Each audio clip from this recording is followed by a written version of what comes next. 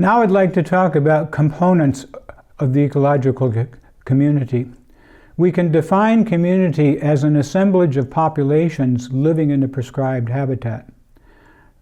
Within that assemblage of populations, we can talk about the species composition. What are the different types of species that are present, both plant and animal species? Again, going back to earlier comments, this is related to species richness. How rich, how diverse are the species residing within a particular community? This is going to depend upon a number of plant growth and development factors. We often talk about 6 factors affecting plant growth and development. The first of which is light. We all learn in the 2nd grade that plants grow toward light. Well, usually.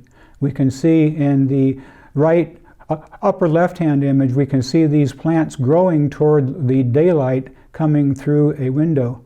But there are actually some plants that respond quite well to low levels of light and don't respond to intermediate levels of light.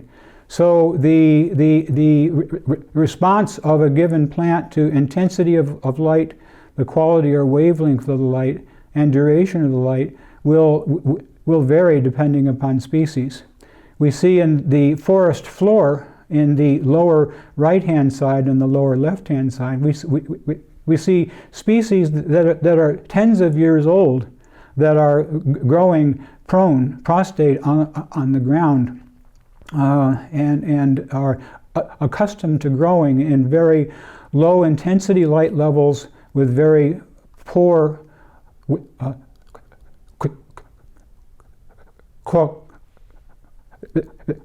quality of light. Temperature affects the plant species that are present, both the minimum temperature and the maximum temperature. Minimum temperature is called cold hardiness, and it has to do with what is the minimum temperature that a particular plant species will be able to tolerate. And this is reflected by the fact that Juneberries and paper birch, which are sort of icons in the state of Minnesota, are difficult to grow depending upon where within the state you are located. For example, Juneberries are quite difficult to grow in extreme northern Minnesota because of the hardiness conditions. On the other hand, paper birch are more difficult to grow in southern Minnesota because of the relationship between respiration and photosynthesis.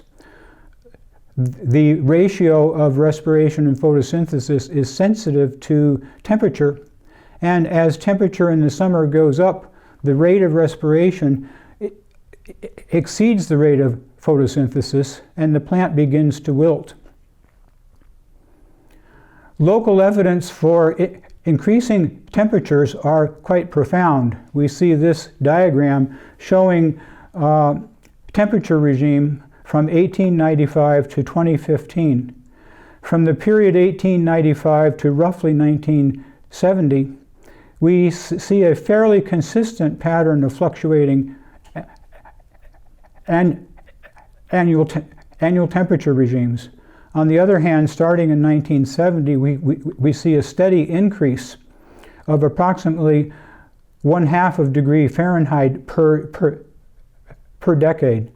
So we see evidence here in Minnesota in the most recent historic period of increasing temperature regimes. These temperatures tend to vary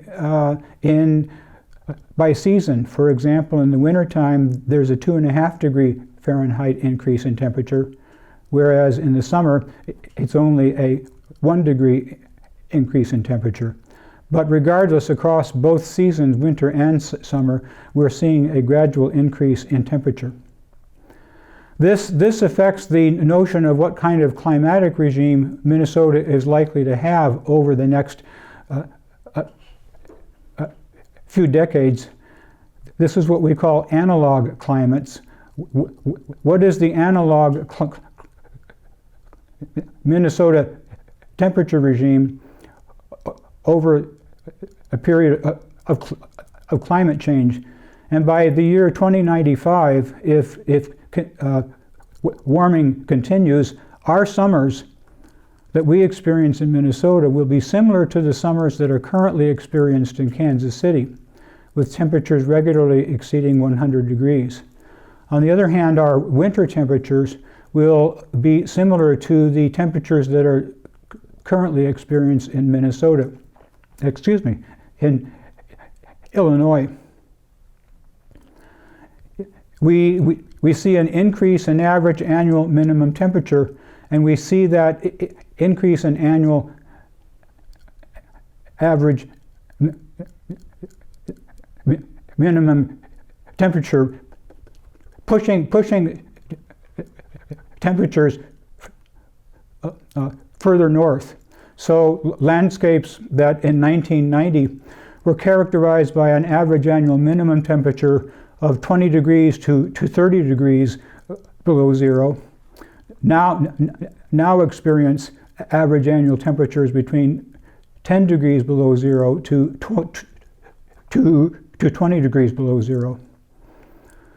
Water is important because it moves things around within the plant. It moves nutrients from the soil into and through the plant, and it maintains turgor pressure that keeps the plants in an unwilted, upright condition.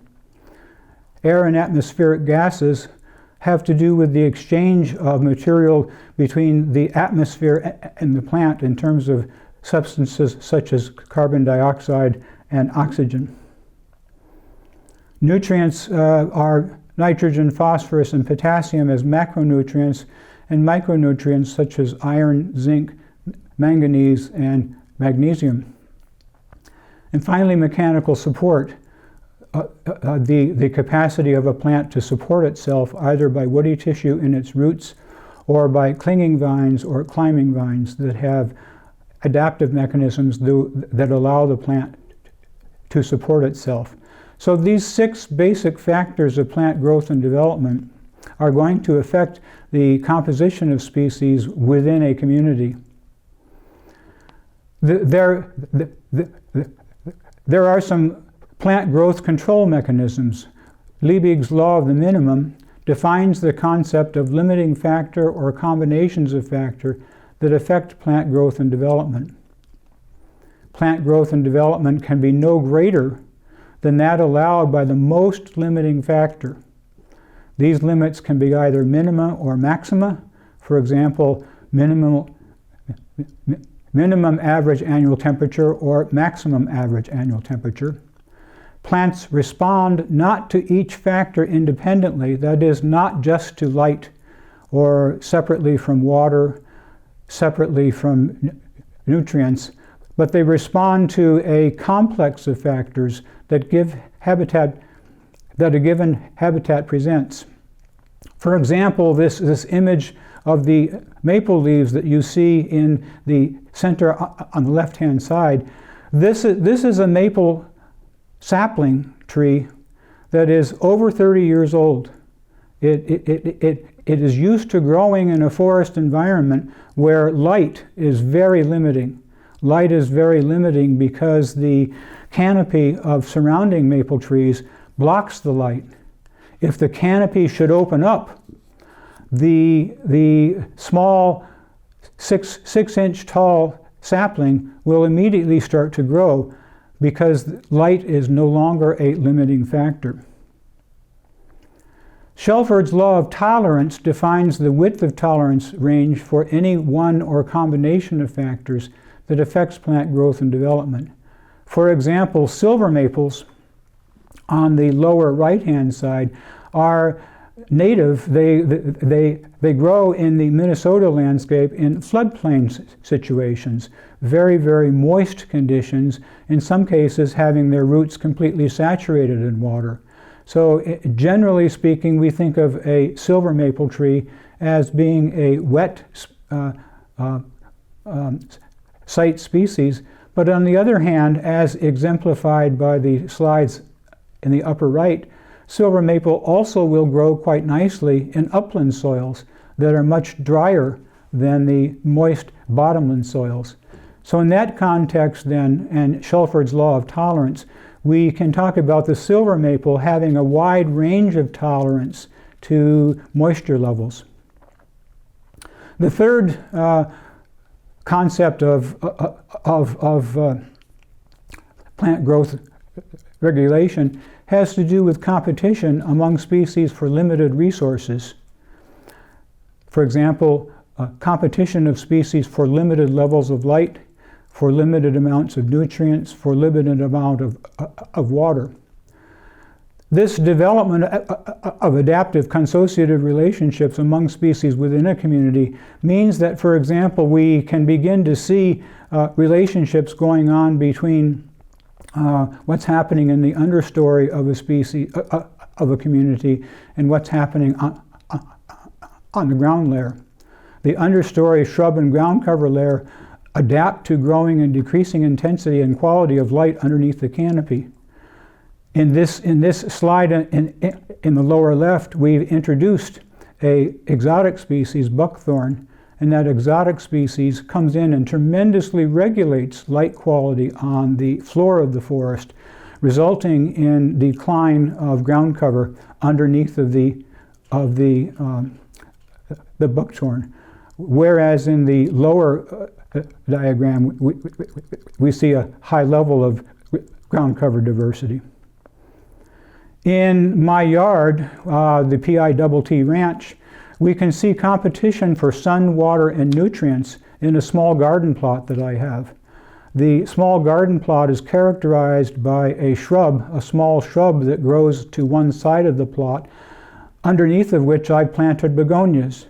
And you can see that as you move further away from the shrub, the begonias get progressively larger and larger and larger, and suddenly we get a tremendous increase in height of begonia and a much higher density of begonia plants. This is attributable to the fact that this is the edge of the canopy. It's the edge of the area that the canopy blocks from receiving sun underneath of the canopy, and it's also an area that the canopy intercepts a lot of incoming precipitation. So the presence of the small shrub creates a condition that limits moisture level and limits light level in the ground cover of the plants growing underneath of the shrub. In addition to composition of species, we also need to think about age class composition. What is the composition of different age classes? Do we have a single cohort or plantation of age class where everything is of the same age, sometimes called an even age community? Or do we have a multi-cohort of age classes? So the composition of species, not only themselves but also by age class, can introduce biological diversity within a community. The richness, abundance, and biological diversity of the communities, as I've explained earlier, can also vary among communities. When we're talking about a plant community, we can refer to its vertical stratification, that is, the presence of different levels of vegetation within the community: overstory vegetation, understory vegetation, ground cover vegetation, shrub vegetation, and different kinds of plant communities will have varying levels of vertical stratification. These three slides illustrate the vertical stratification that exists in a deciduous forest, such as an oak forest or a maple forest, versus the vertical stratification that occurs in a pine forest, where the pine forest, because of the density of the canopy and the limiting factor on light, will have a canopy vegetation, no understory vegetation, and shrub layer and ground cover, whereas the deciduous forest will have overstory, understory, shrub layer, and ground cover. So in a typical deciduous forest community, we'll see 4 different levels of vegetation: the canopy vegetation, the understory vegetation, the shrub layer vegetation, and the ground cover vegetation. In a sense, the canopy controls what happens in the understory, shrub layer, and ground cover.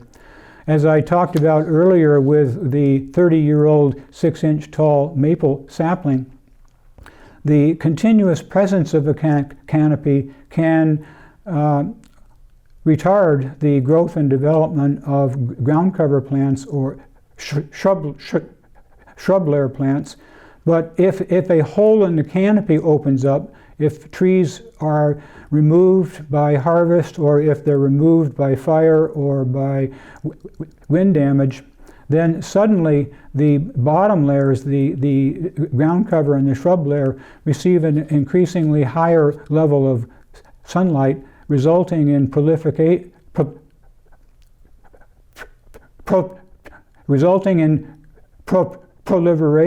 of these layers of the community. Dispersion of species we can characterize as being continuous, where the species are evenly distributed across the landscape; patchy, where there are patches of plants; and solitary. We can see that in these diagrams, where the black patches, the black polygons represent plant canopy, and the white areas represent lack of canopy. So as we go from a 1% dispersion to a 75% dispersion, the canopy becomes increasingly more present. And that leads to a concept called canopy closure. Canopy closure then is the extent to which adjacent trees, the canopy of adjacent trees, closes on one another. So we can see isolated trees where the canopies are sustained individually in an open field condition, and then we see groups of trees growing close enough together that they create patches of forest that have interior conditions and edge conditions. We also, within a plant community, can talk about different vegetative structures. What is the branching habitat of the trees within a given layer, within a community, and how does vegetative structure vary from one layer to another layer, and how does vegetative structure vary from one community to another community. The successional stage of a community affects the types of plants that are found and when they're going to be found within the community. An old theory of succession, called the equilibrium theory of succession, defines succession as the normal process through which a landscape will move as it moves from open, exposed landscape to a forest landscape. For example, in this diagram, we can see an old field, an agricultural field that has been abandoned. Over time, annual herbs and grasses begin to pioneer into the old field, creating a ground cover layer of herbaceous material. Eventually, shrubs start to invade the herbaceous material, and eventually then pine trees or other evergreen trees will come in, which will then be succeeded by hickory and oak trees. This is the classic theory of equilibrium succession, or old field community succession, that suggests that the abandonment of an agricultural field within a given condition of climate and given condition of soil will lead to a very predictable community over time, and a very predictable transition of communities over time. We can see the succession of a pond to either a wet prairie on the left-hand side or a wet forest on the right-hand side of this diagram, where the pond or lake begins to fill in with sediment from the surrounding landscape. As it fills in, the water level becomes more and more shallow, and over time then, depending upon whether the wet prairie, depending upon whether the pond or lake is in a grassland landscape or a forest landscape, it will succeed into either a wet prairie or a wet forest landscape. Again, this is sort of equilibrium theory defining a trajectory of change in plant community over time. Equilibrium theory got turned on its ear by the fact that we have communities in Minnesota that we shouldn't have. We have pine communities, for example, that have pine trees that are over 400 years old. Well, pine trees, in equilibrium theory, pine trees are not so-called climax species necessarily. They are species that come in for a period of time and then are succeeded by other species. Yet in much of northern Minnesota, the pine forest and the evergreen forest have been maintained by a disturbance regime called fire. Fire comes in and burns the ground cover layer, burns the shrub layer, and removes competition such that what is left are the pine trees, and the pine trees then thrive in the conditions. Thinking about this, then we need to think about the disturbance regime that is creating this situation where the equilibrium definition of succession is suspended, and we have what we can call a disturbance definition of succession, where the fire is creating a regular disturbance pattern that is holding the community in time and space.